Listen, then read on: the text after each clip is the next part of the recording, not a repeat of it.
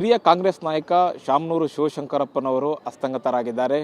ದಾವಣಗೆರೆಯ ದಣಿ, ದಾವಣಗೆರೆಯ ಅಪ್ಪಾಜಿ ಅಂತಲೇ ಶಾಮನೂರು ಶಿವಶಂಕರಪ್ಪನವರು ಕರೆಸ್ಕೊಳ್ತಾ ಇದ್ರು.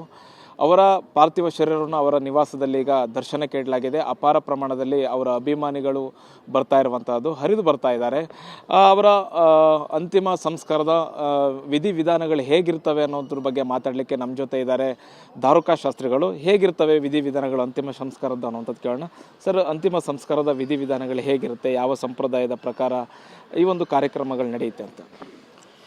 ನಮ್ಮ ವೀರಶೈವ ಲಿಂಗಾಯತ ಧರ್ಮದಲ್ಲಿ ವಿಧಿವಿಧಾನಗಳಂದರೆ ಈ ಶಾಮನೂರು ಶಿವಶಂಕರಪ್ಪನವರಿಗೆ ನಮ್ಮ ವೀರಶೈವ ಧರ್ಮದಲ್ಲಿ ಗುರುಗಳ ಮುಖಾಂತರ, ಹರಗುರು ಚರಮೂರ್ತಿಗಳ ಮುಖಾಂತರ ವೈದಿಕತ್ವದಲ್ಲಿ ಈ ಕಾರ್ಯಕ್ರಮ ನೆರವೇರುತ್ತೆ. ಮೊದಲಿಗೆ ಅವರಿಗೆ ಸ್ನಾನವನ್ನು ಮಾಡಿಸೋದಾಗಲಿ, ಹಾಗೂ ಗುರುಗಳ ಮುಖಾಂತರ ಅವರ ಇಷ್ಟಲಿಂಗಕ್ಕೆ ಅಭಿಷೇಕ, ಗುರುಗಳ ಮುಖಾಂತರ ಅವರಿಗೆ ಒಂದು ಅಭಿಷೇಕ ಆಗಿ ತದನಂತರ ಗಣಪತಿ ಪೂಜಾ, ಪುಣ್ಯ, ಪಂಚಕಲಶ ಹಾಗೂ ಅಷ್ಟದಿಕ್ಪಾಲಕರನ್ನು ಆ ಸಮಾಧಿಯಲ್ಲಿ ಅವನ್ನ ಕಲಶಪೂರ್ವಕವಾಗಿ ಸ್ಥಾಪಿಸಿ, ಹಾಗೂ ಸಹಸ್ರಾರು ಭಕ್ತಾದಿಗಳ ಮುಂದೆ ಹಾಗೂ ಹರಗುರು ಚರಮೂರ್ತಿಗಳ ಮುಖಾಂತರವಾಗಿ ಮಾರ್ಗದರ್ಶನದಲ್ಲಿ ಈ ವೀರಶೈವ ಧರ್ಮಾನುಸಾರವಾಗಿ ಈ ವಿಧಿವಿಧಾನಗಳನ್ನು ಗುರು ಮುಖಾಂತರ ನೆರವೇರಿಸ್ತೀವಿ. ಮತ್ತು ಅಂತಿಮ ವಿಧಿವಿಧಾನಗಳಂತಂದರೆ ಅಲ್ಲಿ ಸಮಾಧಿ ಮಾಡುವಂಥ ಸಂದರ್ಭದಲ್ಲಿ ಹೇಗಿರುತ್ತೆ ಅಂದರೆ, ವಿಶೇಷವಾಗಿ ವೀರಶೈವ ಲಿಂಗಾಯತ ಧರ್ಮದಲ್ಲಿ ಎಲ್ಲೂ ಕಾಣದೇ ಇರತಕ್ಕಂಥ ವಿಶೇಷ ಆಚರಣೆಗಳು ಇರ್ತವೆ ಅನ್ನುವಂಥದ್ದು ಹೇಗೆ, ಏನೇನಿರ್ತವೆ?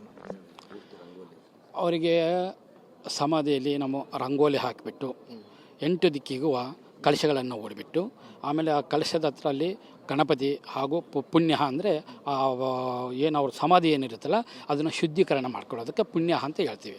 ಆ ಶುದ್ಧೀಕರಣ ಮಾಡ್ಕೊಂಡು ನಮ್ಮ ಧರ್ಮದಲ್ಲಿ ಪಂಚಕಲಶ ಅಂತ ಓಡ್ತೀವಿ. ಪಂಚಭೂತಗಳು, ಪಂಚೇಂದ್ರಿಯಗಳು, ಪಂಚಕರ್ಮೇಂದ್ರಿಯಗಳು, ಪಂಚಜ್ಞಾನೇಂದ್ರಿಯಗಳು ಅಂತ ಇರ್ತವೆ. ಇವನು 5 ಕಲಶಗಳನ್ನು ಓಡಿಬಿಟ್ಟು ಅವ್ರ ಮುಖಾಂತರ, ಅವರು ಮಗನ ಮುಖಾಂತರ ಪೂಜೆ ಮಾಡಿಸ್ವಿ.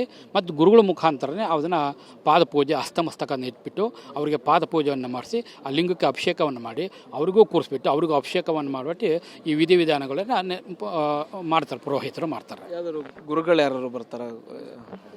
ಈಗ ಗುರುಗಳು ಯಾರ್ಯಾರು ಬರ್ತಾರೆ ಅಷ್ಟು ಗೊತ್ತಿಲ್ಲ. ಒಟ್ಟು ಆ ಟೈಮಲ್ಲಿ ಯಾರು ಇರ್ತಾರೋ ಆ ಗುರುಗಳ ಮುಖಾಂತರನೇ ನೆರವೇರಿಸ್ತಾರೆ. ಅದೇ ಗುರುಗಳಿಂದನೇ ಪಾದಪೂಜೆ ಆಗಬೇಕು ಅನ್ನುವಂಥದ್ದು ಹೆಂಗೆ ಸರ್? ಇಲ್ಲ, ಹಾಗೇನಿಲ್ಲ. ಇಂಥದ್ದೇ ಗುರುಗಳು ಅಂತೇನಿಲ್ಲ.